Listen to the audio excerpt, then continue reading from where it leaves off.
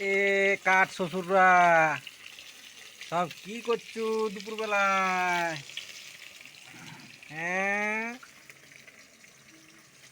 বলি ওরে আয় রে, আয় রে, আয় রে। সে তো আর আসবি নাই, বুঝলি ন? খাওয়া দিতে বা পারলিও নি। ফোনেই দেখ যা বটে বটে। মনটা খারাপ, কিন্তু কি করি বল। এ কাঠ শ্বশুররা সব কি করছো দুপুরবেলায়? হ্যাঁ, বলি ওরে আয় রে, আয় রে, আয় রে।